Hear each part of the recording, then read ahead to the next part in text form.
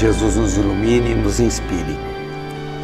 No capítulo 7, que nós encerramos a semana passada, foi a leitura mental a respeito do resgate do padre Domênico, E lá nós vamos ver a descrição da região feita por André Luiz, que era uma região muito escura, onde só tinha um trilho para caminhar, e Zenóbia nos pediu a todos que fizesse silêncio durante a caminhada. Assim, encerrando o capítulo, Jefferson fez, dizendo que voltaram, o grupo que estava ali no resgate Domênico, e se reuniram aos diversos colaboradores que estavam à distância, que tinham ficado à distância, e para fim deles começarem um trabalho com os filhos da ignorância e do infortúnio temporário em que eles se encontravam.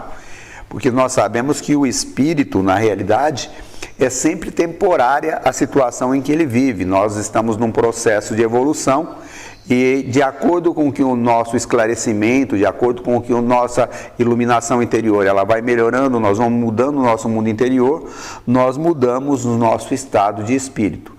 Hoje nós vamos iniciar o capítulo número 8, que traz como título Treva e Sofrimento. E o André Luiz diz que, depois de completada aquela comissão de serviço, Zenóbia, junto com todos, eles voltaram a caminhar, se aproximando daquele vale de trevas e sofrimento que ele havia comentado antes. O vale é uma região mais baixa, cercada por montanhas e colinas ao lado, sendo normalmente embaixo relativamente plano, mas ele é cercado todo em volta por regiões mais altas. André Luiz nos diz que a sombra, de novo, logicamente eles estavam voltando para a região, de novo se fez muito densa e muito escuro, de tal maneira que ele não conseguia vislumbrar, não conseguia ver o outro lado, o barranco do outro lado. Ou seja, a visão era só, assim, alguns metros para poder caminhar. Então ele não conseguia vislumbrar o tamanho daquele buraco que estava ali abaixo deles. Mas uma coisa acontecia, frases comovedoras, pessoas pedindo ajuda, aqueles dolorosos pedidos subia até eles, mas não eram só pedidos dolorosos assim, também tinha blasfêmia, pessoas jogando pragas, pessoas fazendo declarações contra os céus, e ali ele disse que guardava a ideia de que abaixo deles o chão se remexia de tanta gente que tinha embaixo. Ele diz que tinha, assim, junto, discursos altamente agressivos, que acabavam infundindo, acabava proporcionando medo a eles. Contudo, aqueles gemidos ecoavam angustiosamente na alma, ou seja, junto com aquelas pessoas que praguejavam, que faziam ameaças, existiam espíritos muito sofredores e que precisavam muito de ajuda. E ele diz que ele percebeu que provavelmente todo mundo sofria, na sensibilidade, com aqueles gritos de dor ali abaixo, porque Zenóbia veio esclarecer a todos que aquele sofrimento ali abaixo, que eles estavam percebendo, que a sensibilidade deles fazia doer na alma, que não queria, às vezes a gente nem quer ver essas coisas, mas aquilo ali não acontecia, a revelia assim da providência divina.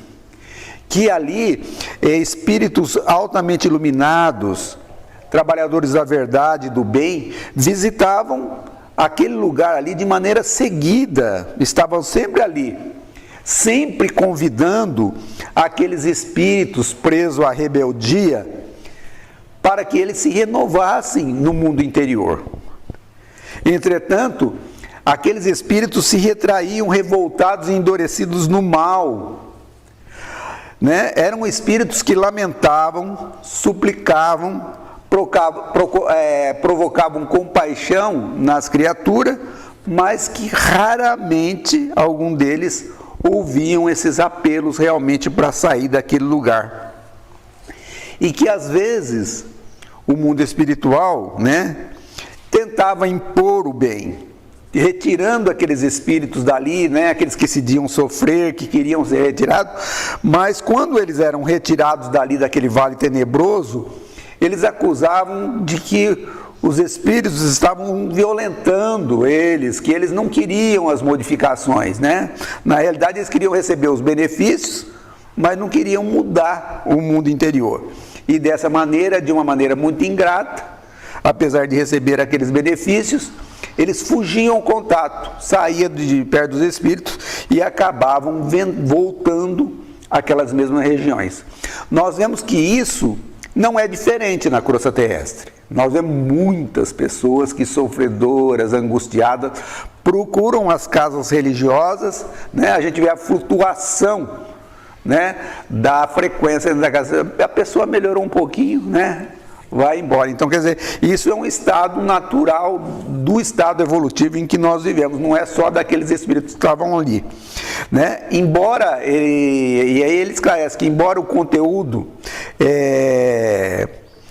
triste, né, do aviso que Zenóbia estava dando, na realidade ela era uma pessoa inflamada no espírito de serviço, né? E dizia que a negação daqueles espíritos, ou seja, a situação em que aqueles espíritos se encontravam, não era motivo para a negação da parte deles, que eles deveriam todos lembrar o esforço que a natureza faz para nos proporcionar o pão de cada dia, e ela dá o exemplo inclusive do carvão, que é através da pressão transformado em diamante na natureza, graças ao trabalho da natureza.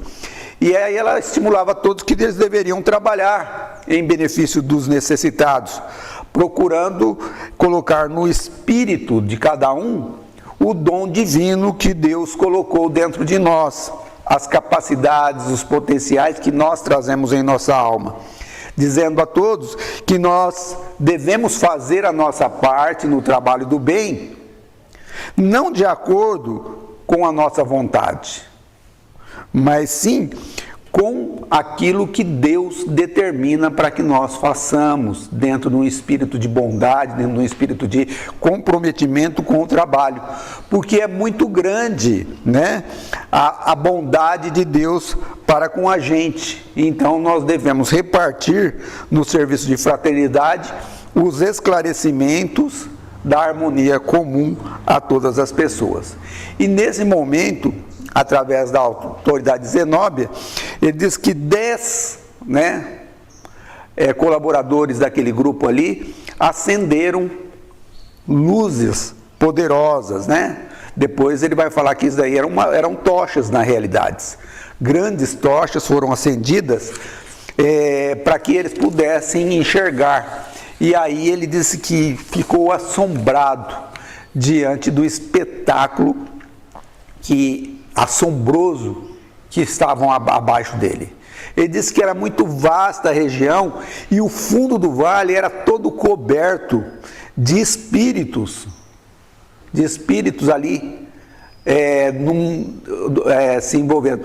Ele disse que a descida, a rampa para descer para aquele abismo não era muito íngreme, ou seja, não era um lugar que não dava para subir, dava para descer e dava para subir, mas só que lá embaixo a lama era muito compacta e espessa. Aqueles espíritos estavam entre um monte de lama, né?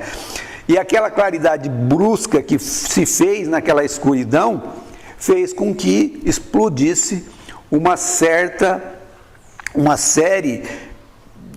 de vozes que começaram a suplicar cada vez mais socorro em frases angustiosas que, né, sensibilizava a todos, se transformava em grande sofrimento para eles também.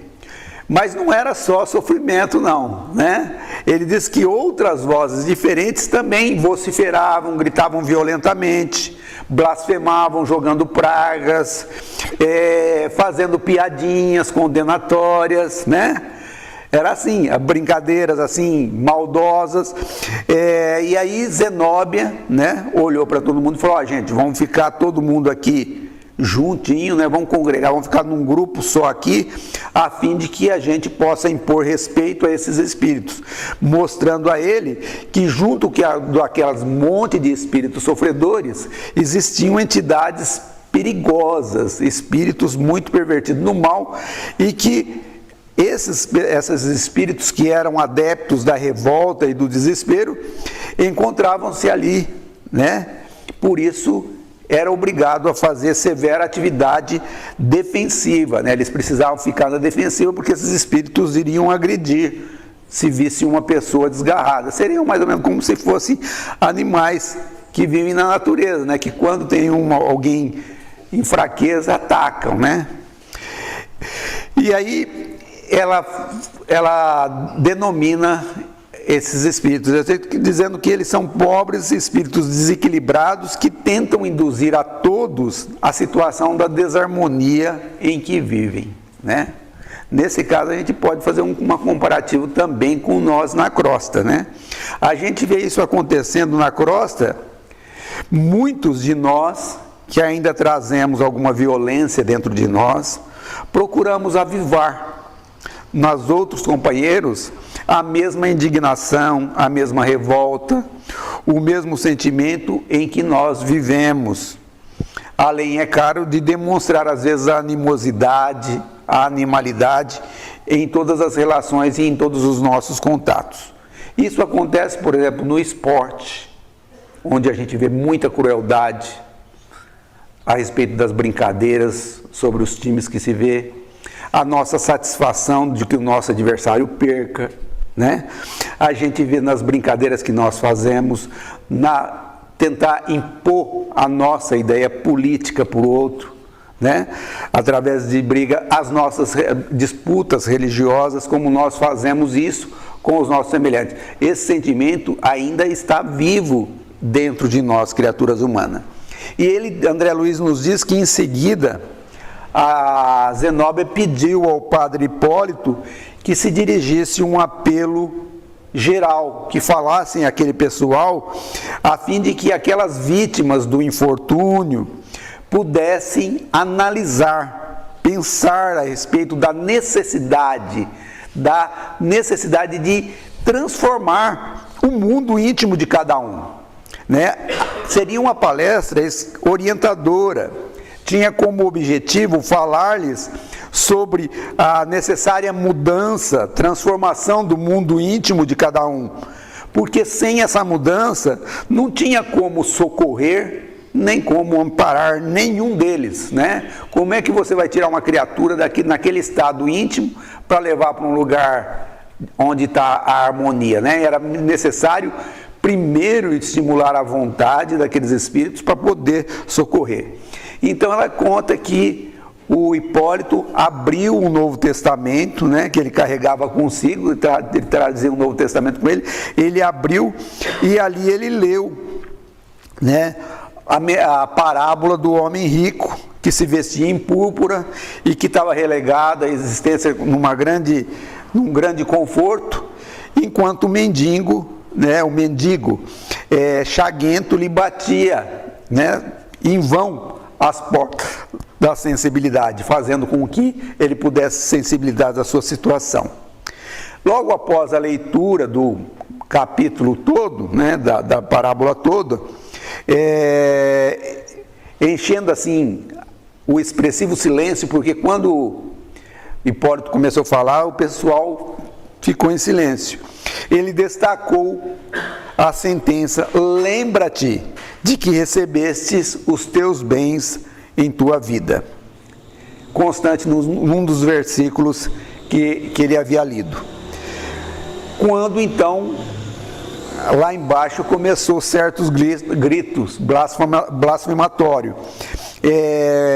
e ameaças, né? E aquelas brincadeiras, né? Os espíritos lá falaram: fora, abaixo as mentiras do altar, ataquemos o padre, estamos bem, aqui nós somos felizes, não pedimos auxílios algum, não precisamos de discurso, aqui é o nosso céu. vão para o inferno vocês. Né? Insano, né? Insano esse poço de lama ser considerado um céu, né? Mas vamos lá. Mas os adversários gratuitos, né? Atacaram sem motivo nenhum, só porque estavam conversando. Não se limitaram só àquele vozerio perturbador. Começaram a atacar, né? A gente vai ver aqui que eles tinham inclusive estratégia de guerra. Né? Então, porque o André Luiz nos diz que bolas com substâncias negras começaram a ser atiradas de todos os lados. Começaram a ser atiradas de todos os lados, ou seja, eles viviam preparados para a guerra. E começando a cair aqui, ali, começaram a cair, e a Zenóbia disse, as redes, né? Imediatamente foram estendidas a rede com material especializado para o momento, né? André Luiz diz que esse material devia ser de uma grande potência magnética, porque as bolas, aquelas bolas negras que eram atiradas e também flechas que eram atiradas em direção a eles, paravam ali instantaneamente, como se fosse assim uma coisa meia mágica, né? Parava ali de maneira misteriosa. Mas ele diz que a Zenóbia, que era habilidosa nesse tipo de trabalho de socorro àquelas criaturas, oferecia a todos, né, fornecia a todos um belo exemplo de firmeza e de serenidade. Ela estava tão tranquila que ela repassava para todos, em meio àquele torvelinho, aquele problema, aquela dificuldade, ela passava a todos que estava tudo em ordem. E após organizar aquela ação defensiva, ela autorizou o padre Hipólito a continuar a falar com aqueles espíritos. E a gente vai ver que então o padre Hipólito começou a falar de uma maneira mais alta, a fim de que pudesse sobressair aos barulhos daqueles gritos que estavam sendo feitos. A gente vê que barulho em palestra não é só aqui não, né? O Hipólito lá também enfrentou essa situação e enfrentou com grande maestria, né? E ele então diz, irmãos, que vos prepareis para a recepção da luz divina, é o nosso desejo fraternal. Reúnem-se aqui várias centenas de infortunados, companheiros em precárias condições espirituais, de alma esfrangalhada pela dor, vencidos de aflição, suportando inomináveis padecimentos. Entregai-vos muitas vezes ao desalento, à rebeldia e ao desespero. Por isso, perturbada e desditosa, a vossa mente não sabe senão fabricar pensamentos de angústias destruidora. Alegais que as forças divinas vos esqueceram no vale fundo de trevas e de negação em negação. Transformai-vos gradativamente e naturalmente em perigosos gênios das sombras e do mal, personificando figuras diabólicas, assediando indistintamente as obras edificantes dos mensageiros do Pai. Cruéis perversões interiores modificaram-vos o aspecto fisionômico. Não vos assemelheis a criaturas humanas que fostes repletas de dons divinos, e sim imagens vivas das regiões infernais, infundindo compaixão aos bons, receio e pavor aos mais tímidos.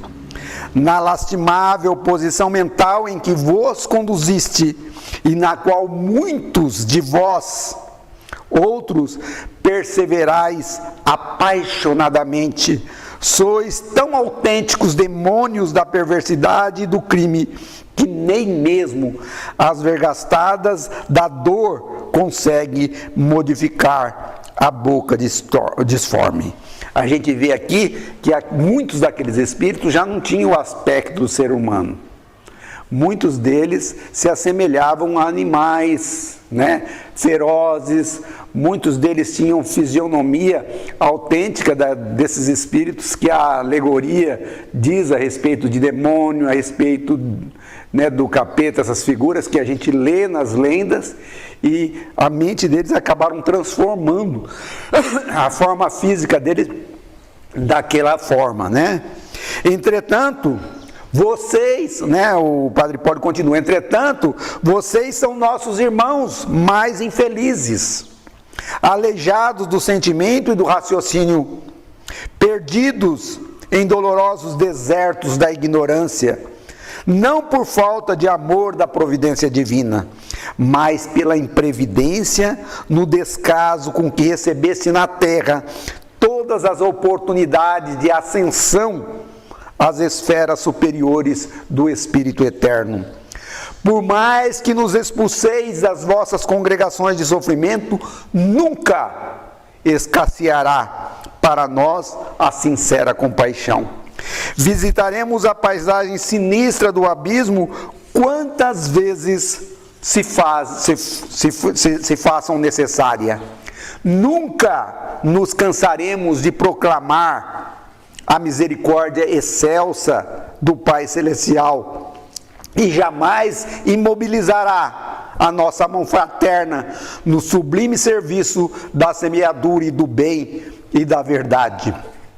André Luiz então observou que as palavras ofensivas, né, que estava se ouvindo até então, desapareceram pouco a pouco.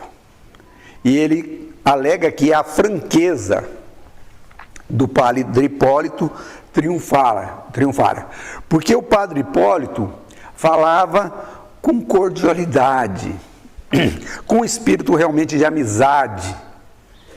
A sua conversa era sincera, não era uma conversa agressiva, não era uma conversa irônica que fosse humilhar aquelas pessoas. Era uma palavra gentil. O Padre Hipólito, assim, falava com ardorosa eloquência. E André Luiz diz que, com certeza, ele era possuído de angélicos pensamentos, porque naquele momento o Padre Hipólito começou a irradiar luz. Ele brilhava, né, no alto, né? Em meio àquelas luzes que foram acendidas, ele ainda brilhava diante do estado de espírito, do amor que ele emanava por aquelas criaturas. E ante o respeitoso silêncio, o seu verbo inflamado, que o seu verbo inflamado provocou, ele prosseguiu, comovendo a todos, né? André Luiz, ao ver aquela cena lá, se comoveu. E o Padre Hipólito continuou: dominam-vos a inveja, o despeito, a maldade e o sarcasmo, quando não permaneceis aniquilados de supremo terror. Emitis desordenadas paixões entre coros de ironia e lágrimas. Quase todos recebeis o concurso amoroso, reagindo impenitentemente, ou seja, não querendo pagar aquilo que deve. Vocês acreditam que somos agraciados por favores indébitos e que somos prediletos dos céus, e afirmais de maneira leviana que privilégios gratuitos nos felicitam a vida. Ó, meus amigos, não vos falará porventura a inteligência da justiça indefectível que reage toda a vida? Pense bem. Somos também batalhadores a longa distância da última vitória sobre nós mesmos. Encontramos-nos igualmente no mesmo carreiro de redenção. Trabalhamos, lutamos, choramos e sofremos. Apenas diverge, de algum modo, a nossa posição. porquanto nós, que vos dirigimos a palavra tranquila e fraterna, já iniciamos o luminoso aprendizado de reconhecimento a Deus, no Pai, no nosso Pai, todo poder, justiça e misericórdia, e agradecidos ao Cristo, divino intermediário, o ensejo de trabalho e realização presente. Nós também sentimos saudades do lar terrestre e dos brandos elos afetivos que se movimentam agora, muito distantes, experimentando como vós acontece o desejo de regressar ao passado, a fim de retificar os caminhos percorridos, e quase sempre, debalde, procuramos aqueles que nos testemunham amor, com o fim de beijar-lhe a mão e pedir-lhe o esquecimento de nossas fraquezas, de nossas falhas. Nós já possuímos, todavia, a felicidade de compreender a extensão dos nossos débitos e pusemos-nos desde há muito no caminho do futuro Redentor. Padre Hipólito, então, penetrando a interpretação direta da parábola, modificou o tom e prosseguiu. Me digam, vocês, qual de nós não terá sido na crosta aquele rico vestido de púrpura e linho do ensinamento do Mestre? Exibíamos a roupa vistosa e brilhante do eu egoístico, ferindo observações dos nossos semelhantes, vivendo o bendito ensejo da permanência nos círculos carnais, regalada esplendidamente. Todos nós que nos associamos nessa paisagem de dor, tivemos em derredor mendigos do afeto e socorro espirituais, mostrando-nos em vão as chagas de sua necessidade.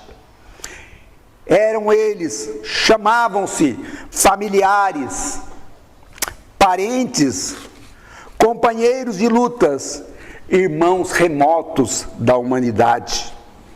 Eram filhos famintos de orientações, pais necessitados de carinho, viandantes do caminho evolutivo, sequiosos de auxílios que inutilmente se aproximavam de nós, implorando algo de reconforto e de alegria. Em geral, lembrávamos sempre tarde de suas feridas interiores, indiferentes ao menosprezo das oportunidades sublimes que nos fora concedido para ministrar-lhes o bem. No justo instante em que se recolhia no leito mortuário, multiplicavam-se os afetos e a carícia, depois de haver gasto tempos sagrado da vida humana entre a insensibilidade e a exigência.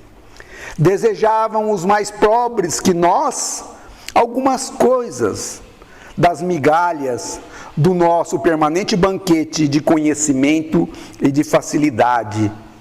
Frequentavam-nos a companhia quais crianças necessitadas de iluminação e ternura, e os próprios cães se lhe inclinavam para eles, tomado de natural simpatia. Nós, porém, envadecidos das próprias conquistas, encarceradas em clamorosas apatias, amontoávamos expressões de bem-estar, crendo-nos superiores a todas as criaturas integrantes do quadro de nossa paisagem na carne. Prisioneiros das nossas criações inferiores, a morte nos precipitou no despenhadeiro purgatorial, semelhante ao tenebroso inferno da teologia mitológica. Eu acho que nesse instante nós vamos encerrar a nossa aula. Apesar de nós termos preparado algumas coisas ainda, mas Acho que eu vou encerrar um pouco antes, porque a hora já deu, e a Janete começa o estudo a semana que vem. Que Jesus nos abençoe a todos.